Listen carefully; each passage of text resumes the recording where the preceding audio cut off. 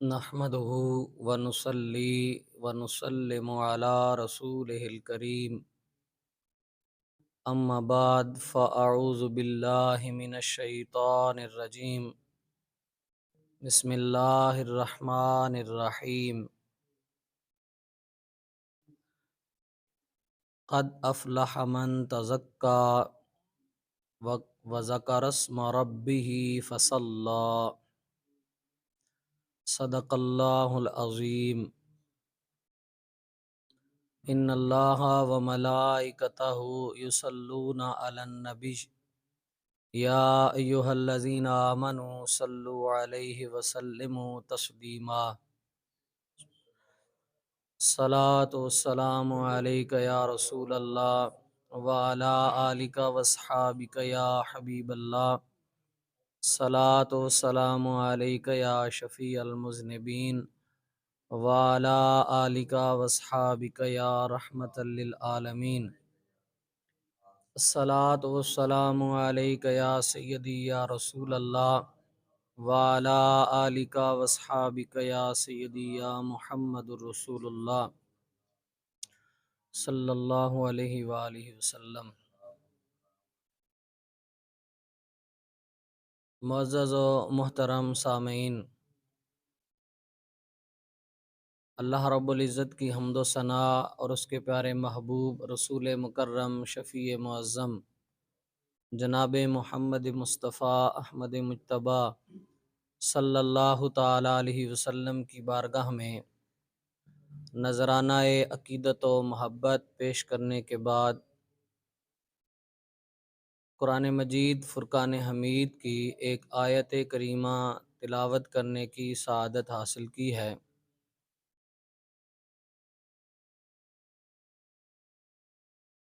احباب ذی وقار،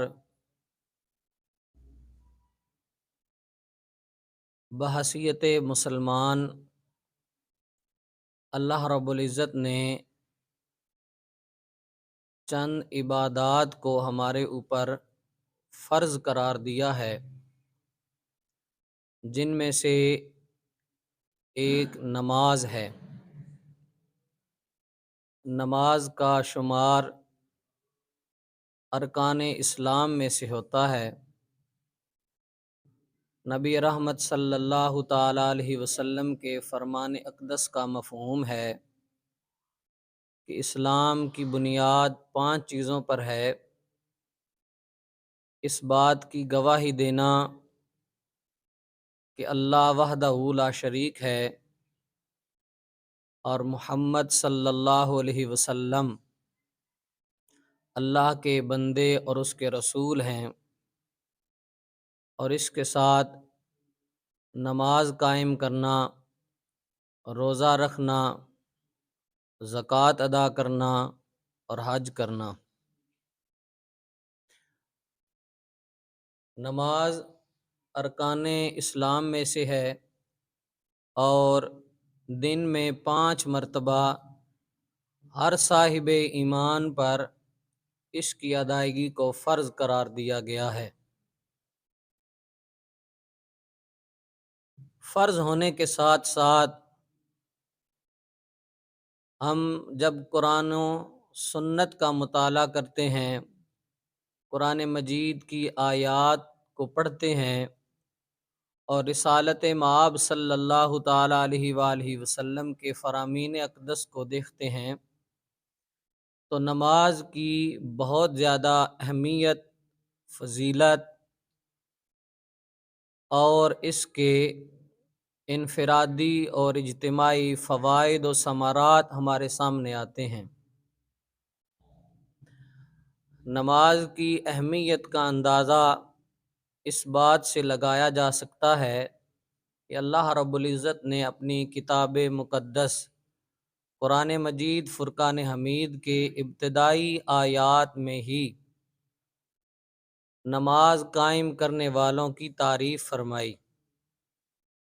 ارشاد فرمایا الف لام میم ذالک الکتاب لا ریب فیہ ھدی للمتقین الذین یؤمنون بالغیب ویقیمون الصلاۃ۔ کہ یہ وہ کتاب ہے جس کے اندر کوئی ریب نہیں، کوئی شک اور شبہ کی گنجائش نہیں، اور یہ متقین کے لیے ہدایت ہے۔ ذہن میں سوال پیدا ہوا، باری تعالیٰ متقین کون ہیں؟ تو اللہ رب العزت نے متقین کی نشانیاں بیان کرتے ہوئے ارشاد فرمایا، الذین یؤمنون بالغیب، وہ جو غیب پر ایمان رکھتے ہیں، ویقیمون الصلاۃ، اور نماز قائم کرتے ہیں۔ حضرت ضیاء الامت جسٹس پیر محمد کرم شاہ صاحب الازہری رحمۃ اللہ علیہ، آپ اس آیت کی تفسیر میں فرماتے ہیں کہ اللہ رب العزت نے قرآن مجید میں کہیں یہ نہیں کہا کہ نماز پڑھو، بلکہ اقامت صلاۃ کا، نماز قائم کرنے کا حکم ارشاد فرمایا۔ اور نماز قائم کرنے سے مراد یہ ہے کہ اس کو اس کے ظاہری اور باطنی آداب کے ساتھ بجا لایا جائے۔ ظاہری آداب کیا ہیں؟ وہ یہ ہے کہ نماز کے جو ارکان ہیں ان کا خیال رکھتے ہوئے سنت نبوی کے طریقے کے مطابق نماز کو ادا کیا جائے۔ اس میں اس کے جو ارکان ہیں ان کی ادائیگی کا خاص خیال رکھا جائے، اور باطنی آداب یہ ہیں کہ نماز پورے خشوع و خضوع کے ساتھ اور احسان کی کیفیت کے ساتھ نماز ادا کی جائے، اس کیفیت کے ساتھ کہ بندہ یہ خیال رکھے کہ وہ اپنے رب کو دیکھ رہا ہے، اپنے رب سے ملاقات کر رہا ہے، اپنے رب سے ہم کلام ہے۔ اور اگر وہ یہ سمجھتا ہے کہ وہ اس درجے پر نہیں کہ وہ اپنے رب کو دیکھ رہا ہے، تو وہ یہ خیال رکھے کہ اس کا رب اس کو دیکھ رہا ہے۔ آپ فرماتے ہیں جب بندہ اس خشوع و خضوع کے ساتھ اور احسان کی اس کیفیت کے ساتھ نماز ادا کرے گا، تو یہی وہ نماز ہے جس نماز کو دین کا ستون اور مومن کی معراج کہا گیا ہے۔ احباب ذی وقار، مزید اللہ رب العزت نے جب اپنے فلاح یافتہ بندوں کی نشانیاں بیان کرتے ہوئے نشانیاں بیان کی، تو ان میں بھی سر فہرست اللہ رب العزت نے نماز ادا کرنے والوں اور خشوع و خضوع کے ساتھ نماز کی پابندی اور اس کی ادائیگی کرنے والوں کو بیان فرمایا۔ ارشاد فرمایا، قد افلح المؤمنون الذین هم فی صلاتہم خاشعون، کہ دونوں جہان میں بامراد ہو گئے اہل ایمان، وہ اہل ایمان جو اپنی نماز کو خشوع اور خضوع کے ساتھ ادا کرتے ہیں، اس کے ظاہری اور باطنی آداب کے ساتھ بجا لاتے ہیں۔ لہذا تو نماز جو ہے وہ ارکان اسلام میں سے ہے۔ نماز اہل تقویٰ نماز کی ادائیگی کرنا، نماز کو قائم کرنا، نماز کو پابندی کے ساتھ ادا کرنا، یہ اہل تقویٰ کی علامات میں سے ہے۔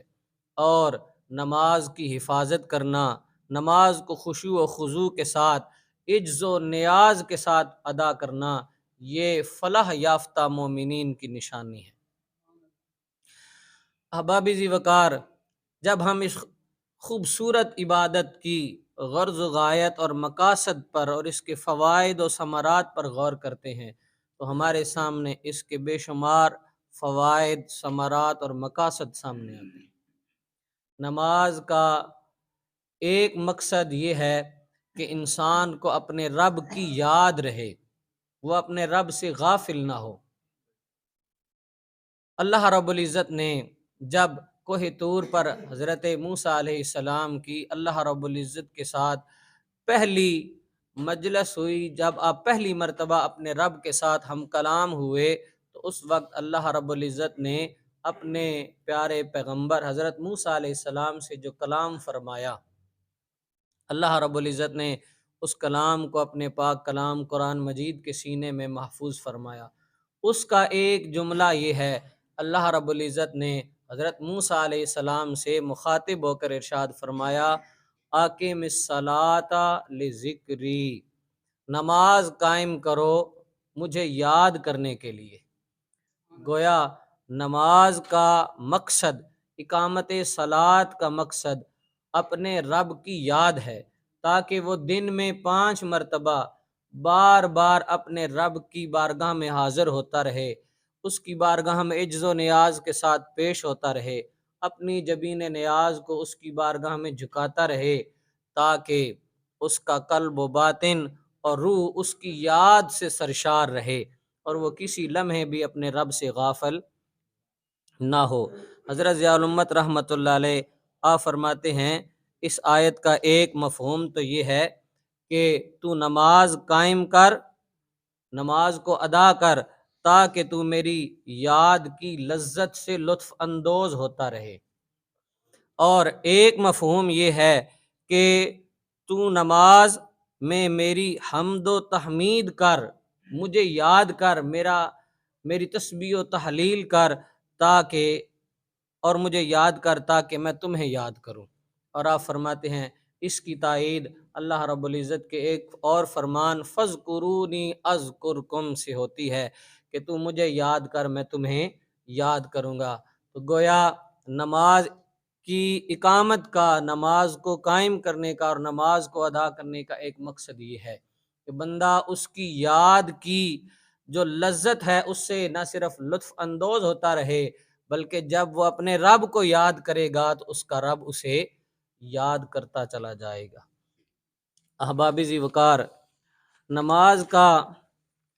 ایک مقصد یہ ہے اور اس کا ایک فائدہ یہ ہے کہ اس کے ذریعے سے انسان کو طہارت اور پاکیزگی حاصل ہوتی ہے۔ طہارت کی اہمیت کا اندازہ ہم اس بات سے لگا سکتے ہیں کہ نبی رحمت صلی اللہ تعالی علیہ وآلہ وسلم نے ارشاد فرمایا الطہور شطر الایمان، کہ طہارت ایمان کی شرط ہے، طہارت اور صفائی کو نصف ایمان قرار دیا گیا ہے، اور یہ طہارت ہمیں نماز کے ذریعے حاصل ہوتی ہے۔ نماز وہ خوبصورت عبادت ہے جس کے ذریعے انسان کو ظاہری طہارت بھی حاصل ہوتی ہے اور باطنی طہارت بھی حاصل ہوتی ہے۔ آپ غور کریں کہ نماز کی جو شرائط ہیں، نماز کے اندر داخل ہونے سے پہلے جن امور کا بجا لانا ضروری ہے، جنہیں شرائط نماز کہتے ہیں، ان میں سے اولین شرط یہ ہے جس کا نام طہارت ہے، کہ انسان اس کا جسم جو ہے وہ حد سے اکبر سے بھی پاک ہو، اس کا جسم حد سے اصغر سے بھی پاک ہو، اس کا لباس بھی پاک ہو، اس کا بدن بھی پاک ہو، جس جگہ پر وہ نماز ادا کر رہا ہے وہ جگہ بھی پاک اور صاف ہو۔ اس قدر طہارت کا، اس قدر نظافت کا، اس قدر پاکیزگی کا خیال رکھا گیا ہے اس عبادت کی بجا آوری سے پہلے بھی۔ پھر جب انسان نماز کے لیے تو یہ ایک طرح سے نماز کی ادائیگی سے بندے کو ظاہری پاکیزگی حاصل ہوگی، وہ جس جگہ پر ہے وہ جگہ بھی پاک ہو گئی، اس کا بدن بھی پاک ہو گیا، اس کا لباس بھی پاک ہو گیا۔ اور جب ہم اس پر غور کرتے ہیں تو نماز کے ذریعے سے انسان کو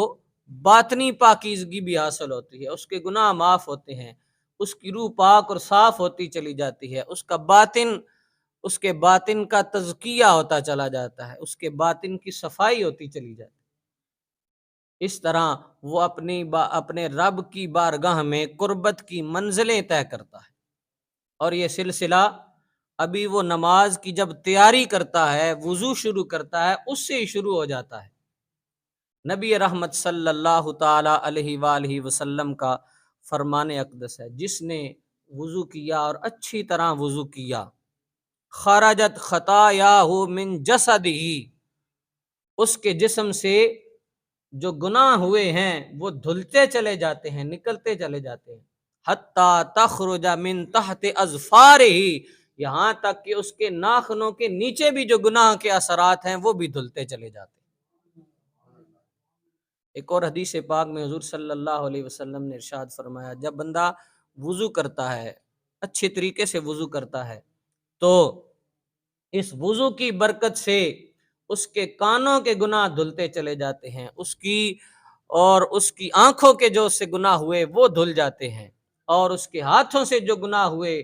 وہ دھلتے چلے جاتے ہیں، اور اس کے پاؤں سے جو گناہ ہوئے وہ دھلتے چلے جاتے ہیں۔ یہ ابھی نماز میں داخل نہیں ہوا، ابھی نماز کی تیاری کر رہا ہے، تو اس کو باطنی طہارت حاصل ہوتی ہے۔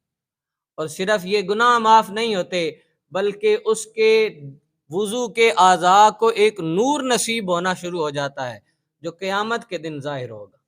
نبی رحمت صلی اللہ تعالی علیہ وسلم کی بارگاہ میں سوال کیا گیا، یا رسول اللہ صلی اللہ علیہ وسلم، قیامت کے اس ہجوم میں جب پوری انسانیت جمع ہوگی، یا رسول اللہ آپ اپنے غلاموں کو کیسے پہچانیں گے؟ میرے پاک رسول صلی اللہ علیہ وسلم نے فرمایا، میرے امتیوں کے وضو کے اعضاء چمک رہے ہوں گے، لہذا میں انہیں دور سے پہچان لوں گا کہ یہ میرے امتی ہیں۔ تو ابھی نماز میں داخل نہیں ہوا، ابھی نماز کی تیاری کر رہا ہے، وضو کر رہا ہے، اپنے چہرے کو دھو رہا ہے، اپنے بازوؤں کو دھو رہا ہے، اپنے سر کا مسح کر رہا ہے، اور اپنے کانوں اور گردن کا مسح کر رہا ہے، اپنے پاؤں کا بھی دھو رہا ہے، اور اس طرح اس انداز میں وہ نماز کی تیاری کر رہا ہے۔ یہ تیاری بھی نہ صرف اس کے گناہوں کو معاف کر رہی ہے، بلکہ ایسا نور عطا کر رہی ہے جس نور کی برکت سے بروز قیامت مصطفیٰ کریم اسے دور سے پہچان لے۔ پھر جب وہ نماز میں داخل ہوتا ہے تو نبی رحمت صلی اللہ تعالی علیہ وآلہ وسلم نے ارشاد فرمایا، حضرت ابو ذر غفاری رضی اللہ تعالیٰ عنہ اس حدیث کے راوی ہیں، آپ بیان فرماتے ہیں کہ موسم خزاں کی کا دن تھا، موسم تھا، تو حضور صلی اللہ علیہ وسلم کی مجھے معیت نصیب ہوئی، درختوں سے پتے جھڑ رہے تھے کہ آپ صلی اللہ تعالیٰ علیہ وآلہ وسلم نے ایک شاخ کو پکڑا جس سے پتے اور تیزی سے گرنے لگے، تو حضور صلی اللہ علیہ وسلم نے مجھے مخاطب ہو کر ارشاد فرمایا، اے ابو ذر، جب بندہ نماز پڑھتا ہے اور اس کا ارادہ اللہ کی رضا کا حصول ہوتا ہے، تو جس طرح اس درخت سے پتے گر رہے ہیں اس طرح اس کے گناہ جھڑتے ہیں، پھر آپ صلی اللہ علیہ وسلم نے نماز کو نہر سے تشبیہ دی، اور نمازی کو اس میں غسل کرنے والے سے تشبیہ دی۔ ارشاد فرمایا، جس حضرت ابو ہریرہ رضی اللہ تعالیٰ عنہ اور حضرت جابر رضی اللہ تعالیٰ عنہ، اور اس مضمون کی حدیث جو ہے وہ اور متعدد صحابہ سے بھی روایت ہے کہ حضور علیہ الصلوۃ والسلام نے ارشاد فرمایا، اگر کسی شخص کے گھر کے سامنے سے ایک نہر بہہ رہی ہو اور وہ اس میں دن میں 5 مرتبہ غسل کرے، تو کیا اس کے جسم پر کوئی میل کچیل باقی رہ جائے گی؟ عرض کی، یا رسول اللہ، وہ اس کا جسم تو بالکل پاک اور صاف ہو جائے گا، کوئی گندگی، کوئی میل، کوئی کچیل، کوئی نجاست اس کے جسم پر باقی نہیں رہے گی۔ حضور صلی اللہ علیہ وسلم نے ارشاد فرمایا، جب بندہ دن کی 5 نمازیں جو اس پر اللہ نے فرض کی ہیں ان کو پابندی سے ادا کرتا ہے، اللہ رب العزت اسے گناہوں سے اسی طرح پاک اور صاف فرما دے۔ تو نماز ادا کرنے سے اس کی یاد حاصل ہوتی ہے، اس کی فکر حاصل ہوتی ہے، اس کی یاد اور اس کی فکر کا نور حاصل ہوتا ہے، اور نماز کی ادائیگی سے بندے کو ظاہری طہارت بھی حاصل ہوتی ہے، باطنی پاکیزگی بھی حاصل ہوتی ہے۔ اسی طرح نماز کا ایک مقصد یہ ہے، اس کے فوائد و ثمرات میں سے ایک یہ ہے کہ اس سے معاشرے سے بے حیائی اور برائی کا خاتمہ ہوتا ہے۔ اللہ رب العزت نے قرآن مجید میں سورہ عنکبوت کے اندر ارشاد فرمایا، وَأَقِمِ الصَّلَاةَ إِنَّ الصَّلَاةَ تَنْهَىٰ عَنِ الْفَحْشَاءِ وَالْمُنکَرِ، نماز کو قائم کرو، بے شک نماز بے حیائی اور برائی سے بچانے والی ہے، اس سے روکتی ہے۔ گویا جب ہم صحیح معنوں میں نماز کو ادا کریں گے اقامت صلات کا فریضہ سر انجام دیں گے تو اس کے جو فوائد و ثمرات انفرادی اور اجتماعی سطح پر اور معاشرتی سطح پر سامنے آئیں گے، ان میں سے ایک یہ ہے کہ معاشرہ بے حیائی سے اور برائی سے پاک ہوتا چلا جائے گا۔ فحاشی سے کیا مراد ہے؟ ہر وہ بات اور ہر وہ عمل جو کبیح ہو، جو بری ہو، اس کو فحشا کہتے ہیں، اور ہر وہ عمل جسے شریعت نے نہ صرف برا سمجھا ہو اور نہ پسند کیا ہو بلکہ اس سے روکا بھی ہو، اسے منکر کہتے ہیں۔ تو نماز کی ادائیگی سے جو ہے وہ بے حیائی کا خاتمہ ہوتا ہے، اقامت صلات سے برائیوں کا کلا کما ہوتا ہے۔ اس لیے ہمیں چاہیے کہ ہم نماز کو قائم کریں، نماز کو صحیح معنوں میں ادا کریں، اس کے ظاہری اور باطنی آداب کے ساتھ نماز کو پڑھیں۔ نبی رحمت صلی اللہ تعالی علیہ وسلم اس آیت کی تفسیر میں حضرت ضیاء الامت رحمۃ اللہ علیہ نے ایک حدیث مبارکہ بیان فرمائی ہے۔ آپ فرماتے ہیں کہ رسالت مآب صلی اللہ تعالی علیہ وسلم نے ارشاد فرمایا کہ جس آدمی کو اس کی نماز بے حیائی اور برے کاموں سے نہ روکے، ایسی نماز اس بندے کو خدا سے دور کر دے گی اور اللہ کی رضا کی بجائے اس کی ناراضگی کا مستحق بنا دے گی۔ لہذا ہمیں اس کی وجہ یہ ہے کہ جب بندہ نماز ادا کرتا ہے تو آپ فرض کریں اس نے فجر کی نماز ادا کی، تو اب ظاہری بات ہے وہ ظہر کی نماز کے لیے حاضر ہوگا۔ اس دوران اگر وہ برے کام کرتا ہے، کوئی برائی کرتا ہے، کوئی بے حیائی کا کام کرتا ہے، تو اس کو یہ فکر ہونی چاہیے کہ وہ دوبارہ کچھ لمحے بعد اپنے رب کے حضور حاضر ہوگا تو کس منہ کے ساتھ حاضر ہوگا؟ کیا ان برائیوں کو ساتھ لے کر حاضر ہوگا؟ ان بے حیائیوں کو ساتھ لے کر حاضر ہوگا؟ جب یہ فکر نصیب ہو جائے گی تو وہ بے حیائی سے بچنے والا ہو جائے گا اور برائی سے بچنے والا ہو جائے گا، اور اس کی نماز اسے بے حیائی اور برائی سے بچانے والی ہو جائے گی۔ لیکن اگر بندہ نماز بھی پڑھ رہا ہے اور ساتھ ساتھ یہ تمام امور بھی وہ کر رہا ہے تو اس کا مطلب ہے وہ اللہ رب العزت کے سامنے اپنی ڈھٹائی کا اظہار کر رہا ہے۔ اس وجہ سے رسالت مآب صلی اللہ علیہ وسلم نے ارشاد فرمایا کہ جس کی نماز اسے بے حیائی اور برائی سے نہ بچائے، وہ نماز اسے اس کے رب سے دور کرنے والی ہے۔ ایسی نماز، اور ایسی نماز اللہ کی رضا کے حصول کے بجائے اس کی برائی، اس کی ناراضگی اور اس کی ناپسندیدگی کا بندے کو مستحق بنانے والی ہے، کہ اسے یہ احساس ہی نہیں کہ ابھی میں نے نماز ادا کی اور ابھی میں بے حیائی میں مشغول ہو گیا، برائی کے کاموں میں مشغول ہو گیا، اور ابھی کچھ لمحے بعد مجھے پھر اپنے رب کے حضور حاضر ہونا ہے، تو میں اس کی بارگاہ میں کیا منہ لے کر حاضر ہوں گا؟ احبابی ذی وقار، اسی طرح نماز جو ہے وہ ہمیں اسلامی مساوات کا عملی درس دیتی ہے، کہ رسالت مآب صلی اللہ تعالی علیہ وآلہ وسلم نے ارشاد فرمایا کہ کسی عربی کو کسی اجمی پر اور کسی اجمی کو کسی عربی پر کوئی فضیلت نہیں سوائے تقویٰ کے۔ تم سب آدم کی اولاد ہو اور آدم مٹی سے پیدا ہوئے، لہذا بحیثیت انسان تمام لوگ برابر ہیں۔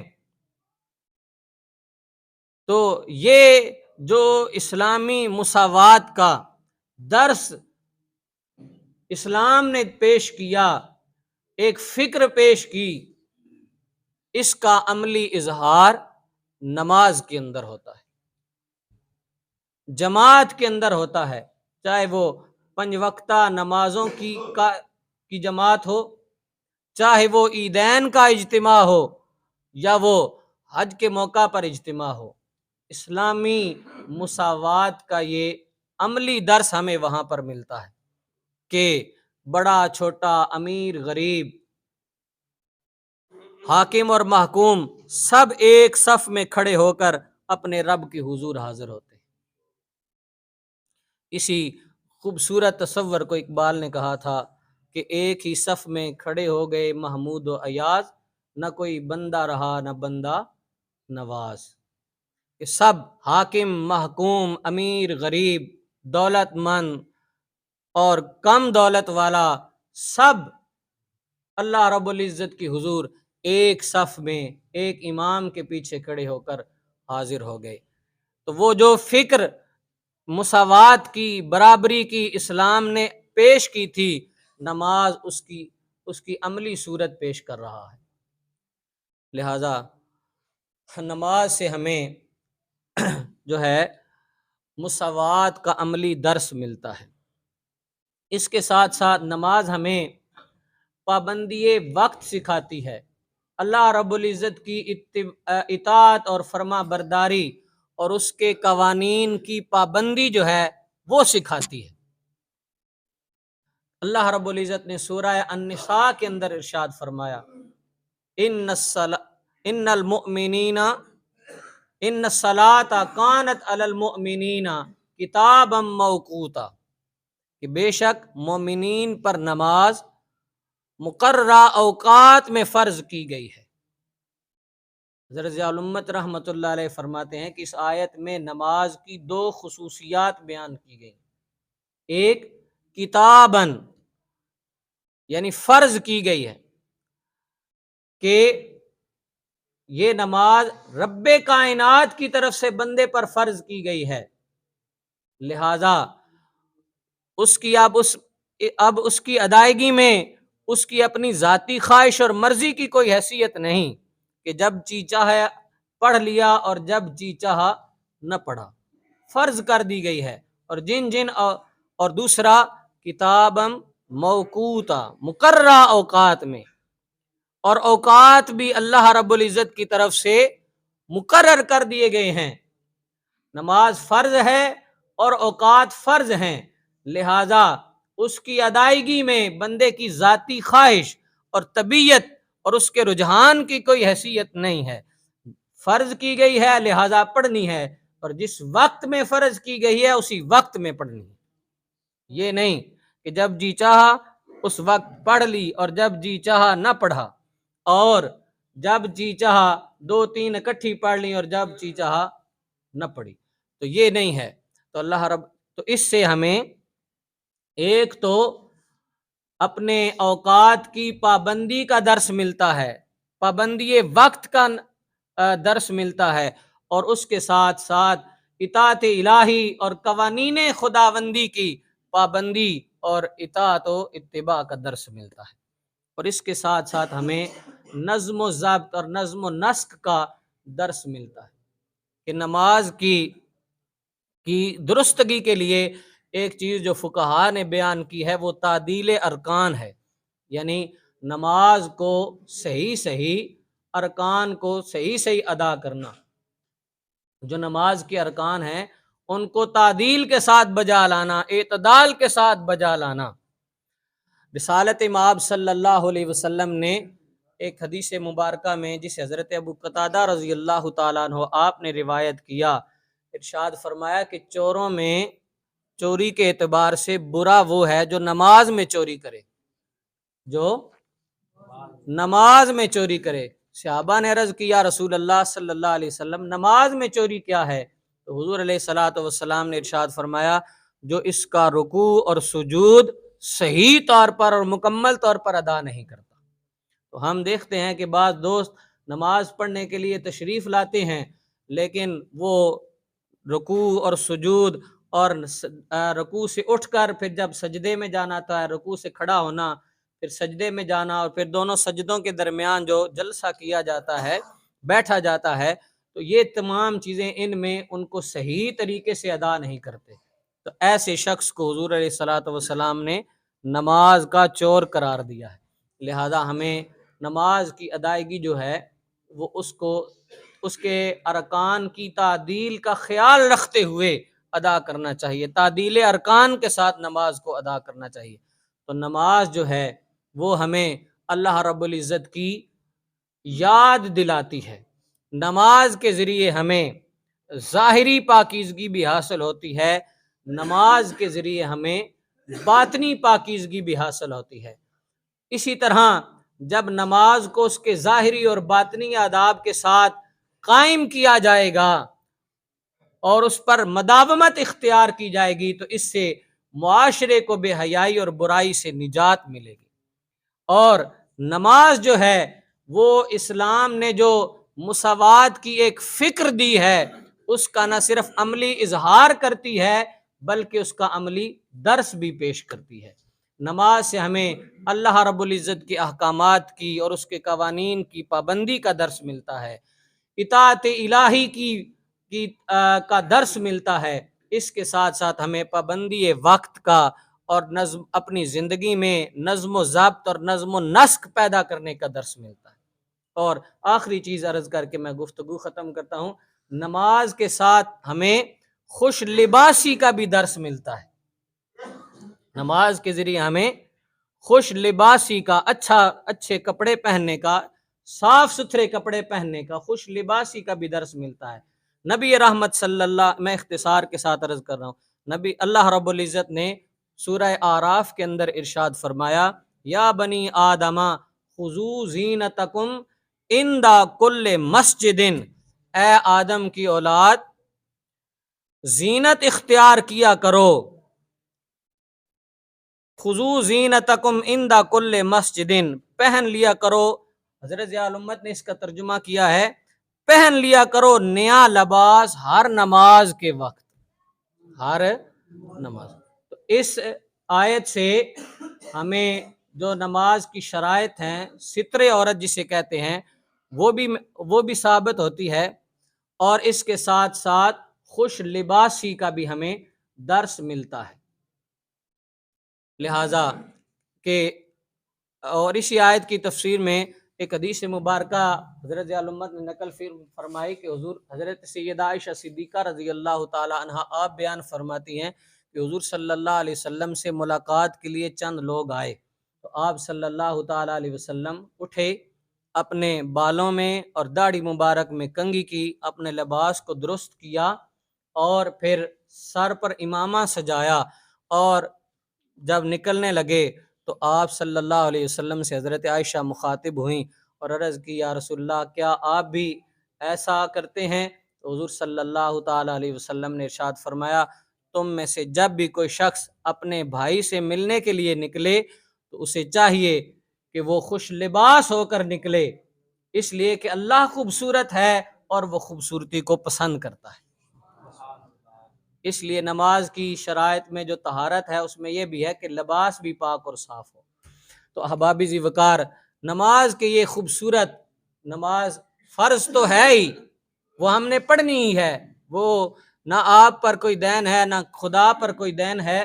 وہ تو ہمارے اوپر فرض ہے، اس کا ہم نے اللہ کی بارگاہ میں قیامت کے دن جواب دہ ہیں کہ تم پر نماز فرض کی گئی، اسے کیوں نہیں ادا کیا۔ اس کا